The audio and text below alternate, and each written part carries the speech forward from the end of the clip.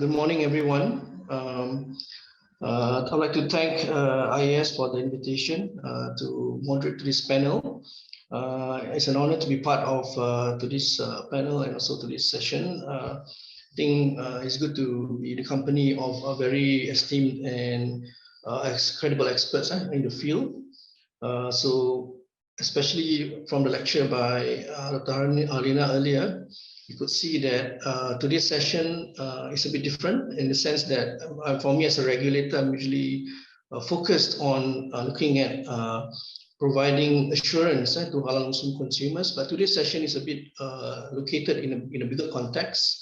We are trying to see how it fits into the broader idea of even looking at how it aligns to the Sustainable Development Goals, looking at the more broader issue of halal.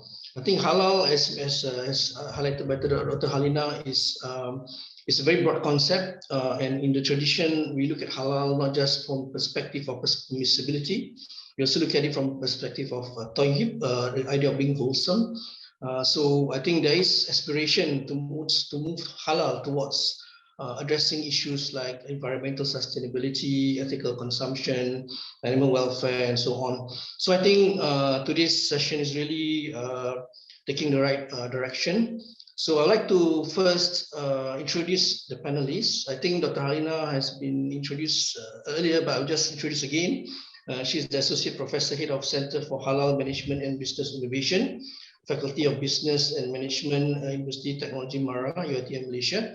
I think she's a very somebody who is very familiar with the halal supply chain industry. So she's especially as she has highlighted, she's the chairman of the technical committee for halal supply chain of SMIC, which is quite a very important committee. And next to, we also have Dr. Murat from he's the Associate Professor of Institute of Islamic Economics and Finance of Marmara University, Turkey, and also the Visiting Fellow for Institute of Asian, African, and Middle Eastern Studies, Sophia University, Japan. So Dr. Murat is, of course, will be focusing, I think we're touching more on this global idea of the global Islamic economy.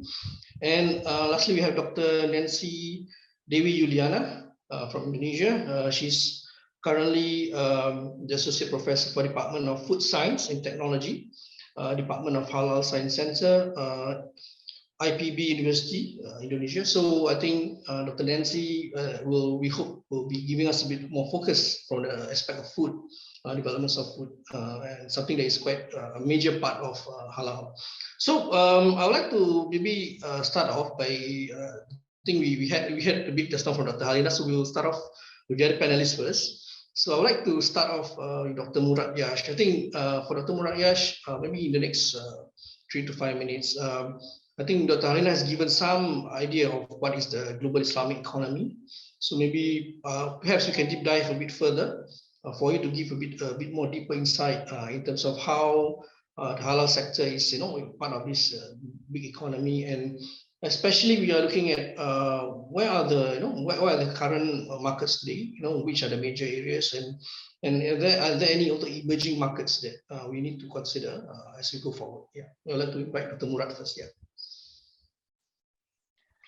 Thank you very much, Mr. Zalman. It's a very pleasure to meet with you, and also it's very pleasure to meet with Dr. Harlina and Dr. Nancy as well. And also, first of all, I would like to thank the IAAS for inviting me to this wonderful event. Okay, first of all, when we think about the halal industry, maybe it doesn't come to people's mind in the first place that Islamic finance has the largest market share, right? First of all, people think about halal food, right? When we think about the halal industry, first thing comes to mind is the halal food. However, in 2021, the global Islamic financial assets, it reached $3.6 trillion, while halal food was just $1.3 trillion. And these actual data were already mentioned by Dr. Harlina in detail. Also, I would like to thank her for summarizing the whole industry and projection as well. And the rest of halal industry is just around like $800 million, right? So of course, it is because the Islamic finance industry started to develop early, right? So that is why it is much more bigger than other parts of the halal industry. So in that sense, I think we can say that there are important lessons we can learn from Islamic finance industry, right? Especially in terms of standardization. Right? So in here, actually, I want to talk about standardization of halal issuing model. So we recently conducted an international research, international project for COMSEC. COMSEC is a sub-organ of OIC. So our project was related to standardization efforts in Islamic finance industry globally. And we conducted survey with more than 200 participants, and we made interviews with more than 100 key figures in Islamic finance industry all around the world. And we conducted this research in Turkey, Malaysia, Gulf countries, Morocco, Indonesia, Oman. Like we had 7 case studies, country case studies. And regarding standards, we have one main conclusion that Islamic finance industry as a standardization should implement minimum requirements as a standard in terms of Islamic law, right? So that others can follow the same standards. Right? So global standards, harmonization of standards is a great challenge in halal industry because we have 4 schools of Islamic laws. There are different rulings, and finding a common place that everybody can agree is one of the biggest challenges. So that is why our main conclusion was implementing the minimum fiqh standards, minimum Islamic law standards. However, more strict requirements or standards can be followed voluntarily by Islamic financial institutions if they want, right? So now I am coming here. Mr. Zalman highlighted the SDG issues, ESG objectives, right? Yeah. So these issues also are becoming very important in halal industry, in Islamic finance industry. How we can achieve that?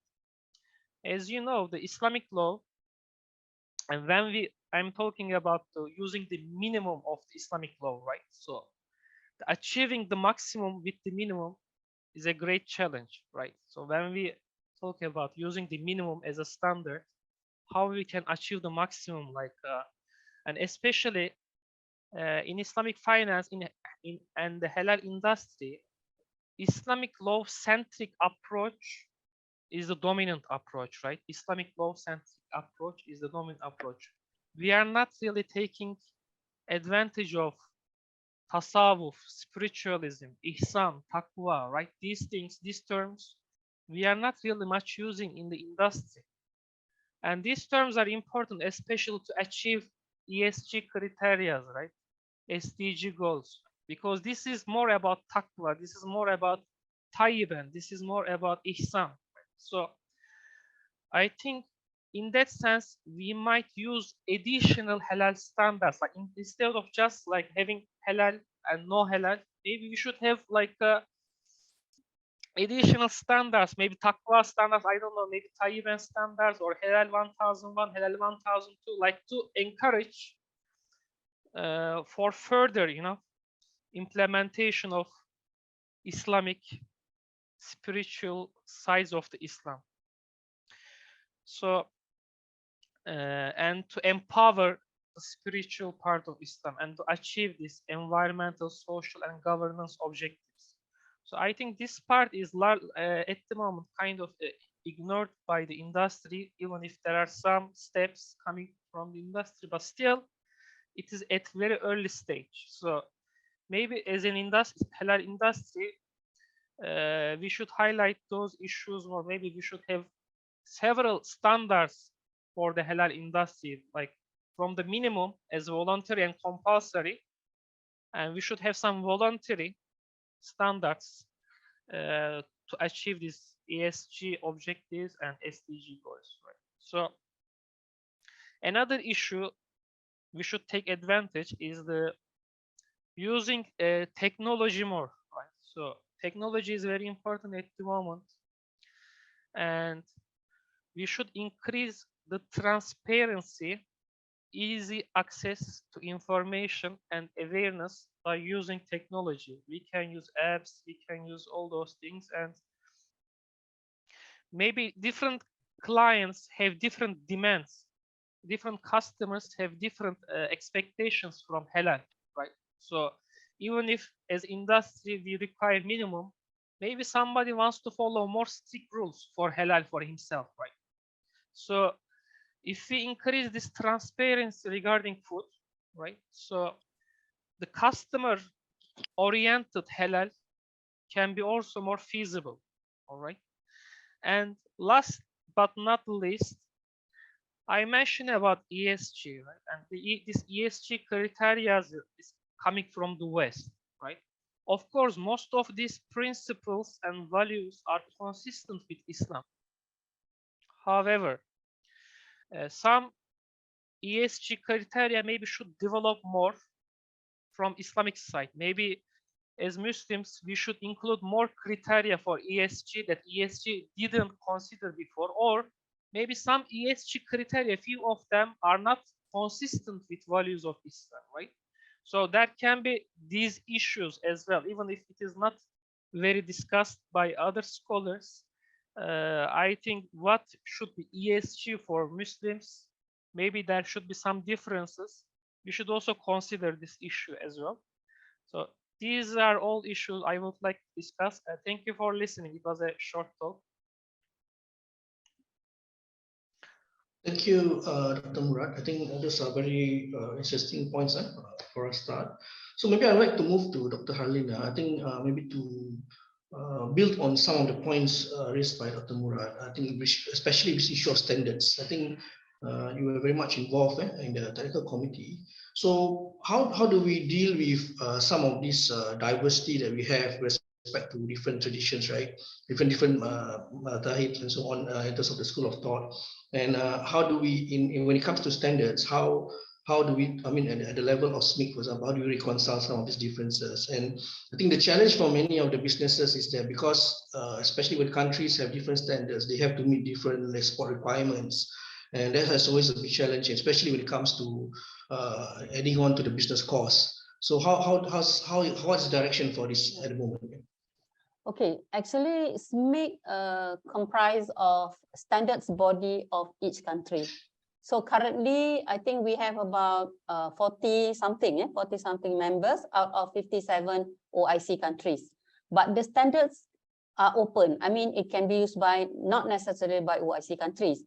So how do you want to come up with a standard? Is that each country can propose the new standards. Say, for example, we want to propose like related to sustainability or ESG. So perhaps you should go through your country, the standards body. So you fill in the form and you submit and propose to the secretariat, SMIC secretariat, and they will there's a ballot where they will distribute to the members of SMIC members, all SMIC members. So if they get the majority, so they will table the new proposal, and normally that particular country who proposed that standards will be the secretariat, and the secretariat will elect the chairman. So that's how it works in terms of you want to come up with a new. I know that, we have to, keep pace with the newly trends, for example, achieving sustainability, because there are a lot of allegation that saying that halal is not sustainable. That was the reason, one of the reasons why I come up with that research. Okay, so that is one thing. Another thing, just Tuan Zalman, what is what? Issues of because of the differing standards. Yeah. I think when you look at the okay. business side, they have difficulty meeting the different export requirements, and it adds to their cost. All right. Okay. Yeah. So the characteristic of a standard is generic. Okay. So how industry would like to implement will depend on that particular country. If you want to detail it, then you detail it. Because if we don't do a generic version, so it cannot be applicable by all countries. Okay, so that's how it works. So normally that's why we come up with that particular standard. We go through all the clauses. For example, the one that we propose halal supply chain, we take Malaysia halal supply chain standards as a draft. So we go through all standards with the members. Okay, so whatever, say for example, we have like 4 school of thoughts. So if they want to propose that this should be, to propose something that we need to change, because of course the Malaysia one will refer to Shafi'i, Shafi'i school of thought. So they can suggest, and we together agree with whatever clause that we want to change. So that's why, Mr. Zalman, if you want to say that, how does country address all these differences? So the differences, the detail will be on that particular country itself. So that's how it works in SMIC. Thank you, Dr. Harlina. I think maybe I move on to Dr. Nancy. Dr. Nancy, I think you are, your area of research is especially in respect to food and so on. So I think in respect to halal food issues, right? What are some of the emerging concerns or any emerging issues in respect to food that you are currently looking at, or perhaps there are those that you are studying that will create new opportunities or even possibly new challenges, especially with respect to regulation of halal? Oh. Okay, thank you, Mr. Zalman, for the question. So actually, I am now interesting to highlight some emerging food technology issue. Yeah, with respect to halal. So actually, we know that there are currently many advanced food technology recently emerged. This is to answer the problem due to the rapid growth of global food demand, which is not proportional to the increase in population. So this encouraged the scientists to develop many new technologies to produce novel or new foods.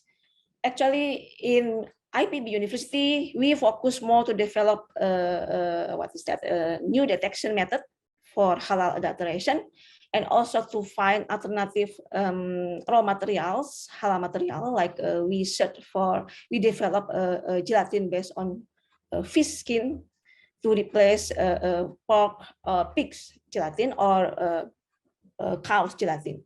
But now I actually want to discuss about this emerging issue. For example, the effort to find the alternative protein source. This is also very interesting to discuss, because we know that protein is important macronutrition for human to normally grow. Yeah, and we know that meat is considered as the most important source for the protein for humans. So now maybe we aware that scientists are looking for ways to produce meat as much as possible in a shorter time and at the least possible resource with the least negative impact to the environment. So maybe you heard about the cultured meat. This is a very advanced techniques, yeah. And actually a simplified explanation for this, that we grow animal cells in the bioreactor, we use a media, and we use so many nutrition so that the cells can be quickly multiplied, and then after some times we can harvest them in the form of similar to those of conventional meat. The interesting fact is that we can tailor this meat so that it can have lower fat contents, higher protein contents, and maybe richer in some of vitamin and minerals compared to the traditional meats. And of course, we need the halal status, yeah, for these new products. But I think currently, I don't know in Malaysia or in Singapore, but in Indonesia, our largest Islamic scholar organization, they haven't issued any fatwa for this cultured meat yet. But some small organizations, they have different opinion about this. But as food technologists, I can also give comment on it. But please be aware that my comment is here now is based on the technical aspect only. So of course the final decision is always on the hand of the Islamic scholar. Yeah. Okay. So actually, in my opinion, this culture meat, we can make an analogy with other food ingredients, which is made by microbial fermentation. We know that like monosodium glutamate, amino acid, and also some vitamins, These ingredients are produced by fermentation. And many of these ingredients already have halal status in Malaysia, in Singapore, in Indonesia. So maybe we can just make an analogy for this. That is, the critical points for this fermentation-based ingredient is, first is the cell culture. Because to produce this cultured meat, they use animal cell, right? So we have to know from which animals. If it is haram animal, of course, then it's haram. If it is halal animals and it is still alive when they take the cells, then it's okay. That's the first thing. And then the second thing is the nutrition that we add into the media to grow the cells. Yeah, because I read that in many papers they still use the bovine derived protein, and also some they use porcine derived protein to grow the cells. So in that case, I think we need to synchronize the composition of this fermentation media. And also after they harvest the meat, they still need to add some food additive so that this meat taste will be similar to the real meats. They may add some flavorings, they may add some fats and others, which might also pose a critical issue for halal. For that, we need also opinion from the Islamic scholar, I guess. And the second effort to create this alternative protein is by microalga proteins. Alga, of course, alga is halal, everyone knows.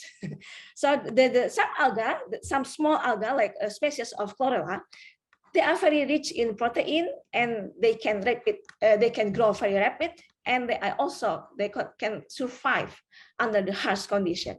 So, but the protein content, to get the protein from this alga, we need to extract it out from the cells.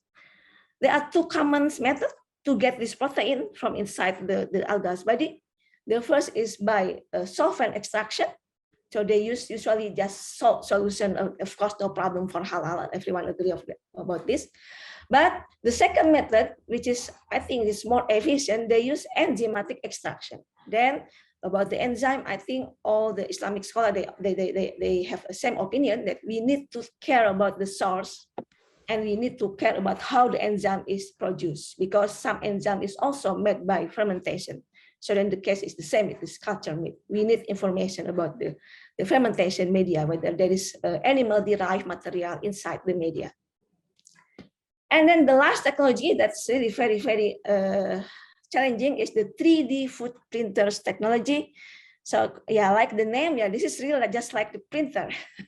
But in this case, the ink is the printing material is actually food materials, various types of food materials. Yeah, this food material is put into the food grade sidings and then injected by using the noodle, so that we can create our desired shape, layer to layer, different color. Yeah, and we can also tailor the nutrition content of this food coming from the printer. And then, of course, we can imagine, yeah, what's the important things for halal for this type of technology. Of course, the food ingredient itself, yeah, because to be applicable in this technology, we need rather special food ingredient which can survive. I mean, it can easily inject it, and we can make different type of shape according to our desired. Example of this food materials like proteins, gelatin, modified starch, sugar, and some micronutrition like vitamins, which might also pose a critical point for halal. And also after we print the food, yes, still there are some steps after we print, but before we consume, something like baking and frying. And the food that we just printed out, it has to survive, it has to maintain the shape. Right? We don't want it to change the shape, so it's not interesting anymore. We don't want to change its color, so it's not nice anymore. So for that, we also need to add more additives to keep the shape and the color and also the taste. Example of this additive, it can be like enzyme and also other hydrocolloids, which is also critical for halal. So I think this is just some example of the recent technology in food science and technology, which need a special attention, yeah, for us, from also Islamic scholar about the status of this kind of advanced food technology. I think that's from my opinion, Mr. Zalman. Thank you, Dr. Nancy. I think those are very useful insights. I think globally there are many of the scholars all over are still studying this issue. Something that is still being grappled with. But those are useful points for us to deliberate further. So maybe I want to have a broad question that perhaps all the speakers can take turns to respond. So looking at some of these developments in terms of the kind of impact some of this food, for example, technology that you're seeing that have impact on traditional agriculture and even possibly even healthy living, because we're not sure in terms of the use of chemicals, for example, in some of these foods and so on. So maybe I'll start off with Dr. Murat, right? When you look at the global economy, how do you see this playing out in terms of the different regional Muslim zones, for example, the Middle East, right? How are they looking at some of these developments, and are they driving some of these advancements in the halal industry? Do you look at it? Have you studied some of these developments? Mr. Zaman, sorry, I couldn't understand the question clearly. No, in terms of in Middle East, what is exactly? No, in terms of the growth, I think especially countries like the UAE and the Gulf countries and Saudi Arabia, for example, even Turkey as well. I think they are trying to play a very leading role in the halal industry. So perhaps you can give a bit more insight in terms of especially many of these new developments. Are these something that is something that they are looking at and really pushing? But they are the ones at the moment playing quite a significant role. Yeah. Yeah, the halal industry, at the early stage, it developed especially in the Singapore countries like Singapore, Malaysia, that Muslims and non-Muslims live together, right? So it was a very important concern for those countries to identify what is halal and what is haram, because they live together with non-Muslims. But especially in the Middle East countries that the population is largely Muslims, dominated by Muslim communities, like more than 95%, 99%, halal was not a big concern because everything was assumed to be halal, even if many products were imported from non-Muslim countries, right? Especially some cosmetic products or the pharmaceutical products. There was not a, even though the community, the people, they had a concern, but in terms of regulations and standards by the government, there was not a too serious effort before, right? But especially in the last few decades, that especially when the Malaysia and other leading countries, when they pushed how halal is important and how many industries can have issues that make products non-halal. So I think it has been also understood by the Middle East countries that we should also focus on these standards, and we should also be very careful to identify what is halal and not halal. So especially in Turkey, the government has been pushing this industry in terms of legal infrastructure, in terms of setting up the leading institutions in Turkey, like CIMIC now hosted in Istanbul, and we have established the halal accreditation agency in 2019. After 6 months, if you have halal certificate from different country and if it is not accredited in Turkey, you cannot use halal logo anymore. So we are starting to implement very strict standards now to use halal logo, halal certificates in Turkey. So also similar trends have been followed by other Middle East countries, that they import the meat and other products largely from other countries. So the industry will indeed grow very fast in coming years. Like Islamic finance now dominating the halal industry, but in coming years we will see that it will just have small percentage compared to food and other parts of the halal industry. So the industry developed late because many Muslim countries are largely Muslim population dominate the country, and the importance was not understood before. But now with the globalization of the trade and the supply chain, so now all countries understand, all Muslim countries understand the importance of this industry, and standards and the size of the industry will develop very fast in coming years. This is my opinion.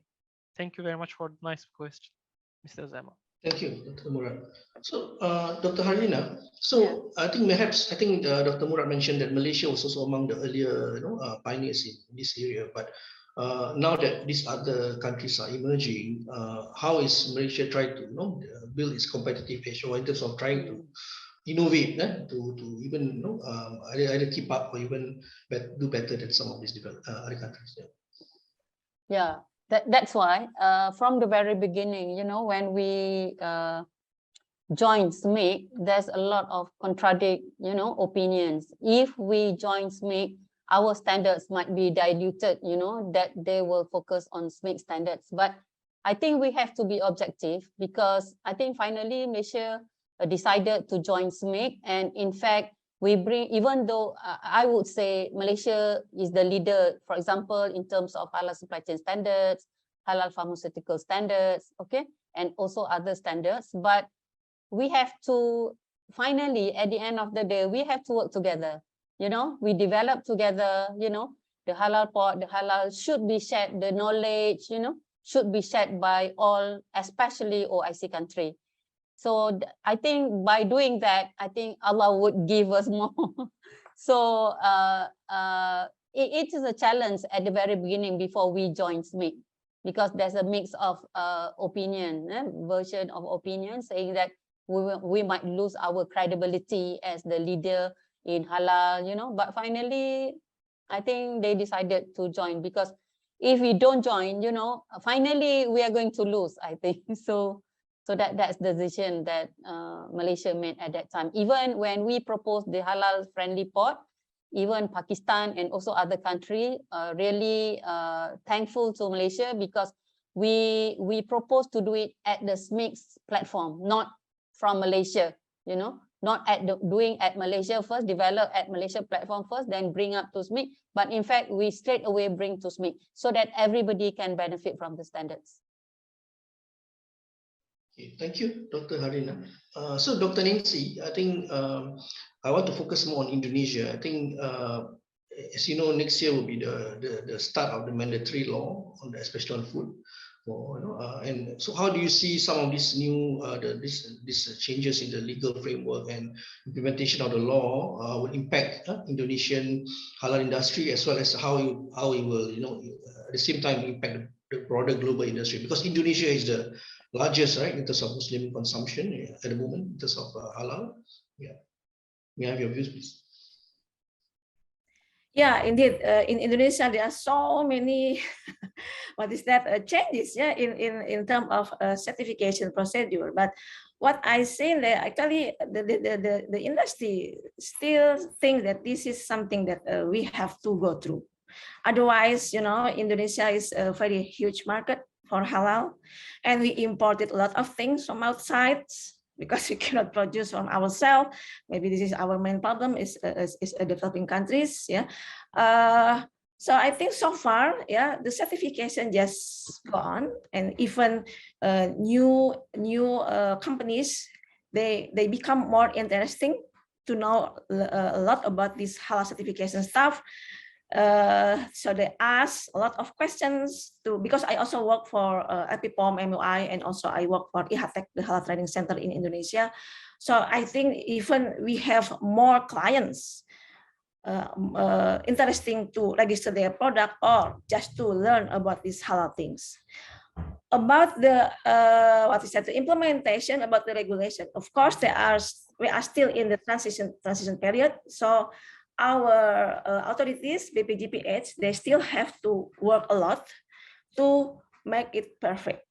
Because we are not talking about medium to big companies, but in Indonesia, we also have small, medium companies which need a lot of help to certify their product, because this halal certification will become also compulsory for them. And BPJPH, actually, they also already established a system special to help this SMEs. So it is possible for this small, medium enterprise to get the halal certification through self-declaration method. So they do not need to conduct like halal inspection like the big company have to do, but they hire something like a supervisor to help this small medium industry to to check whether their materials and also the production system can fulfill the requirement of BPJPH. And so far, I think it worked very well, including my university. We also actively engage in these activities. We successfully help some SMEs to get halal certification through this self-declare scheme. This self-declare scheme is free, yeah, for this SMS. So it's like a help a lot for them to get the halal logo. I think that's what I can tell about the certification process in Indonesia, Mr. Zalman. Thank you, Nancy. So maybe we are reaching the end of the panel. So maybe I just want to get some concluding points from the speakers.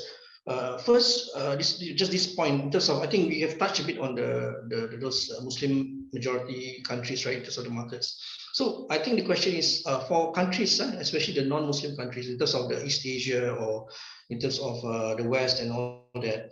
What is your advice to countries or even businesses coming from these countries who wants to tap on this global halal industry in terms of exporting new products or anything? Maybe you can give your advice. What are the kind of things that they should consider or they need to look out for from your own perspectives? Maybe we start with Dr. Murat first. Advice for Western countries? Yeah, I mean, whether from the perspective of the countries, the governments, or even businesses that it has interest to be plugged into this global halal industry, what do you think is something that we need to consider? I think Western countries are already familiar with those kind of value-oriented standards, like a vegetable standard, vegetarian, kosher. All those things are already in the Western food industry and other industries, right? Other sectors. So they are already familiar with those kind of value-oriented standards. So it will be easier for them, for example. But I was living in Japan, for example. In the case of Japan, they are not very familiar with those like a kosher, even vegetarian kind of things are not something common in Japan, for example. So, so there are differences in different countries, right? So some countries already have similar things. Some countries have almost nothing similar. So, and another issue is the Muslim population in those countries, right? Some countries has almost like less than 1% Muslim population, and some countries has like almost 5 to 10% Muslim population. So especially when there is a high Muslim population in those countries, Muslims already, they organize all halal things by themselves. Even many of them, like from Australia, New Zealand, or from the Germany, you will see that there are already so many local halal certificates used by Muslim community. So if the countries, like the regulatory bodies in those countries, they enable those certificates and standards, like if they support those Muslim communities, at least it will help industry to move on, right? But there are also countries like the Muslim population is like almost no there, and Muslims actually suffer most in those countries like Japan. It was so difficult for me like to identify what is halal, and especially when the technology is very advanced. When a country is more developed, the haram things become more common somehow, right? So if a country is poor, halal things are so easy, I think. But even the bread can be halal, or everything can be mixed with haram things in those developed countries, because they like sophisticated things, right? They like mixing with so many different things. So so many these chemical things or additive things. So these are kind of challenges, especially in developed countries, and Western countries are also those countries. So I think they should also be part of CIMIC, in my opinion. Not the halal shouldn't be only for Muslims. Actually, halal is more for also for non-Muslims, right? Because in terms of trade, I think they sell more to Muslims compared to Muslims sell each other, right? So when we focus on the halal meat, which country is the leader? Maybe the Latin American countries or the Australia and New Zealand, right? So it is not any Muslim country who's leading the halal meat industry, in my opinion. So I think they should also play more important role to follow those standards, regulations, and they should also actively participate in those meetings. In my opinion, when ISMIC organize those meetings, I think those countries should be also involved more because halal. This is one issue, and second issue is, I think halal is not just for Muslims in terms of consumption. Yeah, I mentioned in terms of production, but also in terms of consumption. I think we are not showing the real face of halal to non-Muslims. Like halal means healthy, good standards, like a good quality products, right? But this face of halal, I think we are not presenting well to non-Muslims in other parts of the world. So they consider it is like it's something for only for Muslims, and even maybe some people think it is not healthy. Right? I mean, these perceptions we should change. We should change these perceptions by showing what is real halal, and these need so much efforts. All right, so and we should, as all Muslim countries, I think we should have leadership together to present this right image about halal. So we can also address non-Muslims in this industry, because halal has a philosophy behind as well, like a vegetarian food, like a kosher, like all kinds of, it has a philosophy behind. It is not just something bismillah and that's all. There is a philosophy behind, and we are not showing this side of halal, unfortunately. Thank you, So Dr. Murat. Yeah, because we have to move on to the next Dr. Harlina. So Dr. Harlina and Dr. Nancy, maybe just a quick one from any additional points on the same point question. Okay, Dr. Harlina, you can go first. Yeah. Okay. Okay. To respond to Dr. Murat, you know, I think a non-Muslim country can request to join the meeting. For example, now in our committee, TC10 committee, we have Thailand and also we have Russia. So they can request, but they cannot vote. Okay, but they can give opinion, you know. But in the voting, they don't have the voting right because they are not the participating country, P member.